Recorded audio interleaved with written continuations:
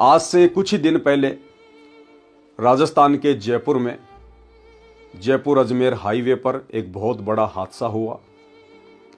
CNG से भरे हुए टैंकर की और एक केमिकल से भरे हुए दूसरे ट्रक से टक्कर हो जाती है। बहुत ही भीषण हादसा होता है। सीएनजी का जो टैंकर था वो लीक हो जाता है और तकरीबन 500 मीटर के एरिया में भयंकर आग फैल जाती है। बहुत सारी गाड़ियां जल के राख हो जाती हैं, तकरीबन 40 के आसपास। बहुत सारे व्यक्ति जलकर मर जाते हैं। ना उनको भागने का मौका मिला, ना उनको सोचने का मौका मिला। ये सब क्यों हुआ, क्यों हो रहा है? क्यों उन आत्माओं की जान नहीं बचाई गई? क्या वो भक्ति नहीं करते थे? सब कुछ करते थे, लेकिन फिर भी उनका किसी प्रकार से कोई बचाव नहीं हो पाया। इस विषय पर हम थोड़ा आगे चर्चा करेंगे। पहले आपको ये 2-2.5 मिनट का वीडियो मैं दिखाना चाहूंगा कि किस प्रकार से यह हादसा हुआ। एनिमेशन के जरिए देखिए कि कैसे इतना भीषण हादसा हुआ। शुक्रवार को सुबह 5:44 पर दिल्ली पब्लिक स्कूल के सामने से एलपीजी गैस से भरा एक टैंकर अजमेर की तरफ यू टर्न ले रहा था। उसी दौरान जयपुर से आ रहे ट्रक ने टैंकर को टक्कर दे मारी। वो टक्कर इतनी तेज थी कि गैस से भरे टैंकर में धमाका हो गया। उस धमाके के साथ ही पूरा इलाका आग के गोले में तब्दील हो गया। कैसे ये सब हुआ और कैसे आग की लपटों ने पूरे इलाके को घेर लिया, इसको एनडीटीवी संवाददाता सुशांत पारिक ने सबसे पहले घटना स्थल पर पहुंचकर समझा। यहाँ पर ठीक मेरे जो सामने है ये ट्रैफिक पॉइंट की लाइट, अगर आप कैमरामैन जसराज दिखा सकें, वहां पर एक सीएनजी से भरा हुआ टैंकर जो है वो यू टर्न ले रहा था और ठीक सामने से एक दूसरा ट्रक आ रहा था। यू टर्न लेने के दौरान पीछे से उसमें ट्रक ने टक्कर मारी और उसके बाद इतना तेज विस्फोट हुआ कि इसके आसपास जितनी 500 मीटर में गाड़ियां खड़ी थी, चूंकि ये व्यस्तम इलाका है जयपुर अजमेर हाईवे, और यहाँ पर जो हादसा हुआ उसमें आसपास की जितनी गाड़ियां हैं वो सब चपेट में आ गई। इस आग से हुई बर्बादी और दहशत का अंदाजा आप इस बात से लगा सकते हैं कि टैंकर से गैस का रिसाव एक झटके में 200 मीटर में फैल गया। इससे आग इतनी तेजी से फैली कि उसका फैलाव 1 किलोमीटर इलाके में हो गया। देखते ही देखते 40 से ज्यादा लोग इसकी चपेट में आ गए। देखते ही देखते 40 से ज्यादा गाड़ियां इसकी चपेट में आ गई। जहां पर इस क्रॉसिंग पे एक्सीडेंट हुआ है, ये जयपुर से करीब 10 से 12 किलोमीटर दूर है और आप देख सकते हैं कि जो मेरे पीछे जो ये टैंकर है, इसी टैंकर की वजह से जो इसमें टैंकर है इसका एक्सीडेंट हुआ है और इसी टैंकर की वजह से गैस में रिजार्व होकर पूरा ब्लास्ट हुआ है। जो चश्मदीद है उन्होंने हमको बताया है कि किस तरह से गैस जो फैला था, बहुत तेजी से फैला गैस, और जो गाड़ियां आसपास थी वो पूरी तरह से रुक गई। तो अगर आप इधर भी देख सकते हैं, दोनों तरफ देखिए, ब्लास्ट के कारण आप देख सकते हैं कि वहां तक अगर आप देखेंगे वो शॉप जो है वहां तक वो झुलस गया है। इस साइड भी आप देखेंगे तो आसपास जो भी था वो बुरी तरह से झुलस गया है। ये जो पास वाला टैंकर खड़ा था ये झुलस गया है। दूसरा आप ये भी देख सकते हैं कि यहाँ पर गनीमत रही कि बहुत बड़ा ब्लास्ट नहीं हुआ, क्योंकि यहाँ पर 3 पेट्रोल पंप है। आप देखिए यहाँ पर जो गैस जो ब्लास्ट हुआ है टैंकर का, उससे थोड़ा सा आगे आप देख सकते हैं इंडियन ऑयल का पेट्रोल पंप है।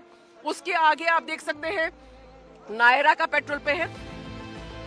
वो बर्बादी इतनी बड़ी थी कि दूर खड़ी एक स्लीपर बस में ऐसी आग लगी कि कई लोगों की बस में ही मौत हो गई।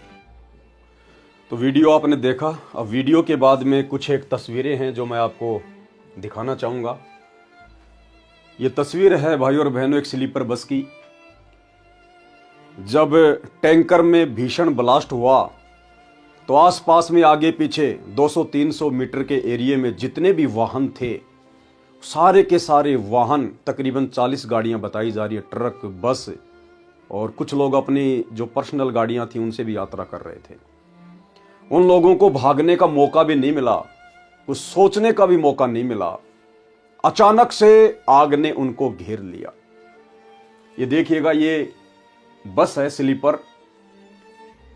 इस स्लीपर बस के अंदर ज्यादातर यात्री, जो सुबह का समय था तकरीबन 5:30 बजे के आसपास, सोते के सोते रह गए। बाहर निकलने का मौका भी नहीं मिला, और कुछ एक यात्री जो बड़ी मुश्किल से अपनी जान बचा पाए वो पूरी तरह से आग में जल चुके हैं। जयपुर के अस्पताल में उनका इलाज चल रहा है। सांसें शेष होंगी नहीं होंगी ये तो परमात्मा जाने। ये देखिए, ये कार है, कार में अपनी कोई फैमिली जा रही होगी, बच्चे जा रहे होंगे, बिल्कुल भी मौका नहीं दिया किसी को भी शैतान ने, उस कार ने सोचने का भी। सोचिए कितनी भयंकर तरीके से दर्दनाक अकाल मृत्यु इन लोगों की हुई होगी। चीखे होंगे, चिल्लाए होंगे, तड़फे होंगे, रोए होंगे, किसको याद नहीं किया होगा। ये ट्रक की हालत देखिएगा आप, इधर ये पर्सनल किसी की गाड़ी है, इसकी हालत देखिएगा। सोचो गाड़ियों की हालत ऐसी है तो गाड़ियों में बैठे हुए मनुष्यों की क्या हालत हुई होगी। देखिए किस प्रकार से आग का गुब्बारा पूरे आसमान में फैल गया। ये आप देख पा रहे होंगे, आग से जलते हुए इंसान बाहर निकल रहे हैं। जलते हुए इंसान आग से बाहर निकलने का, दौड़ने का प्रयास कर रहे हैं।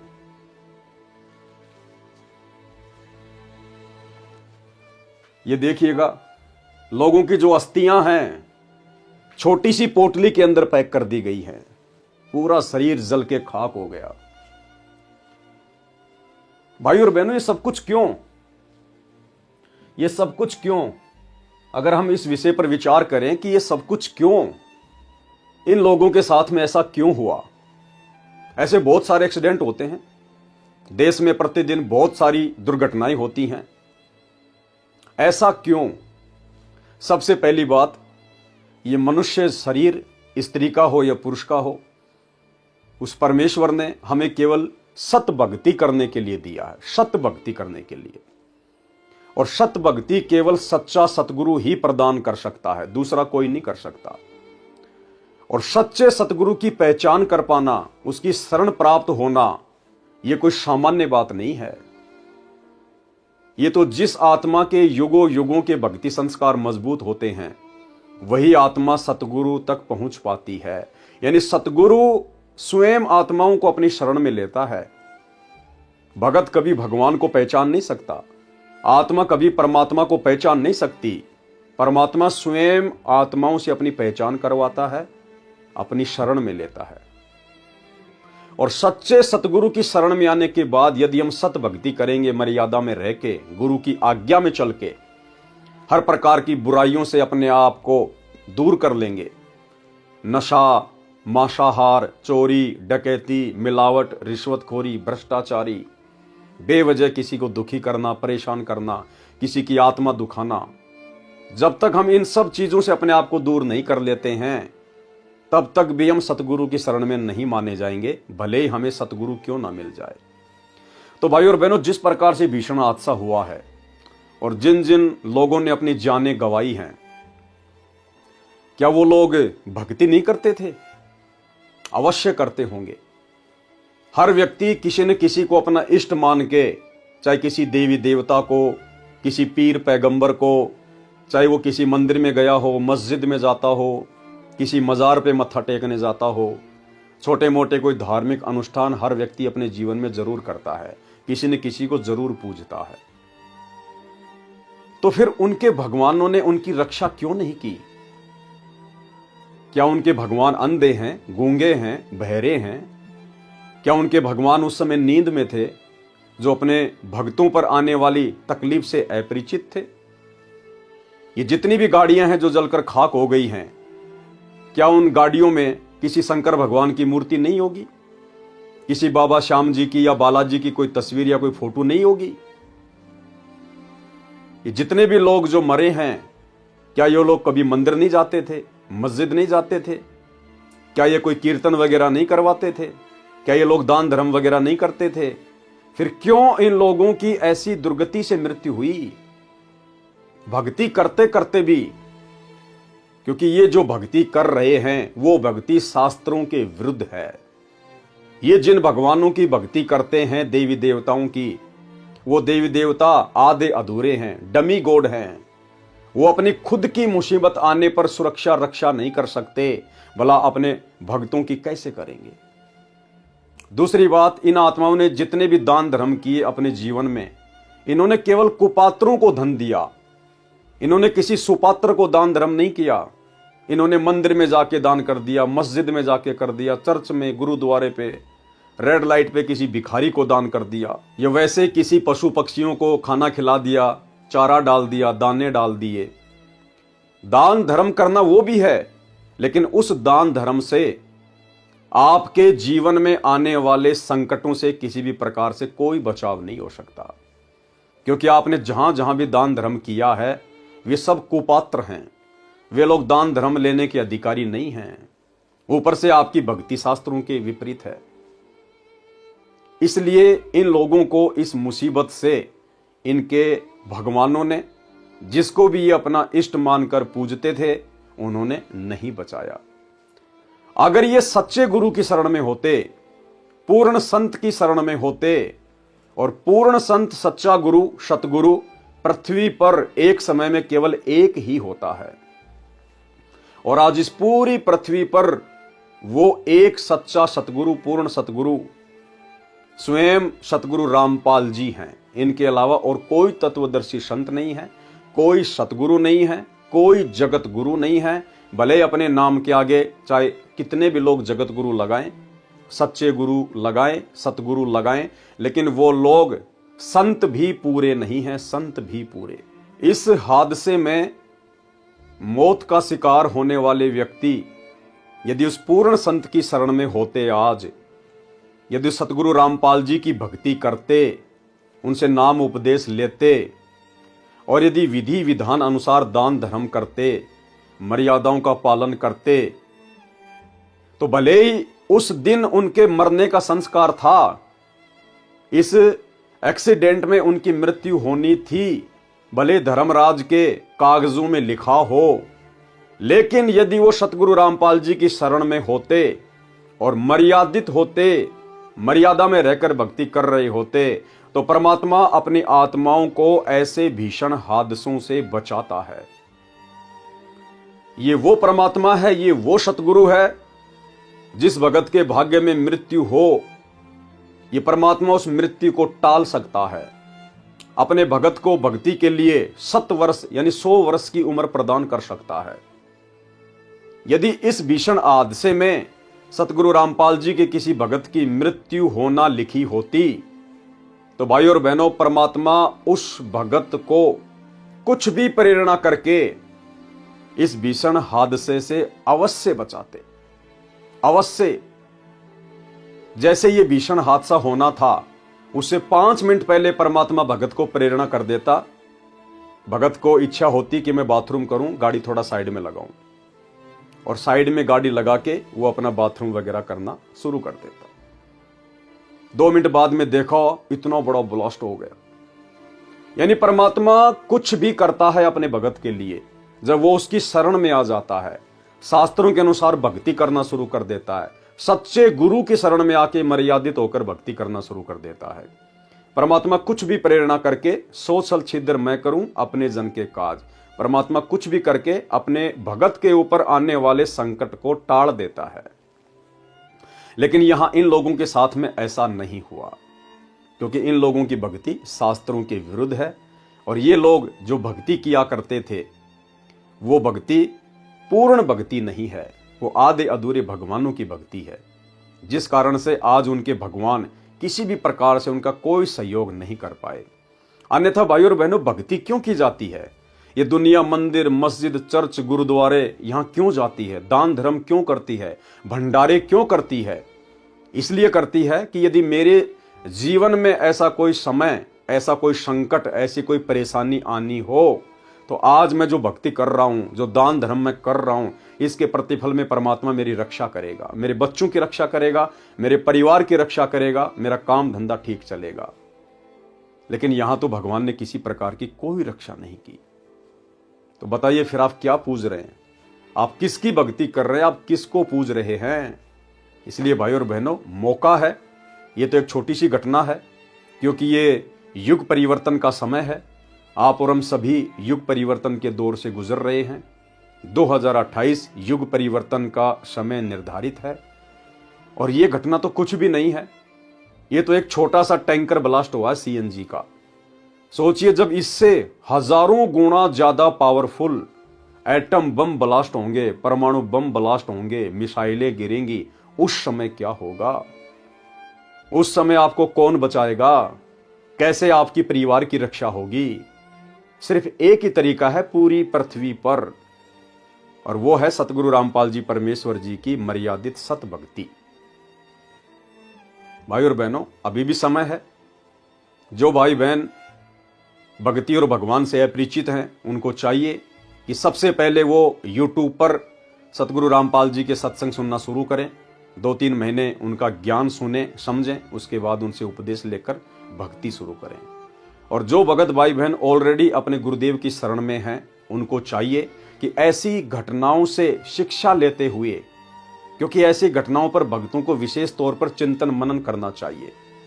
जगत के लिए यह घटना सामान्य है, कोई बड़ी बात नहीं है।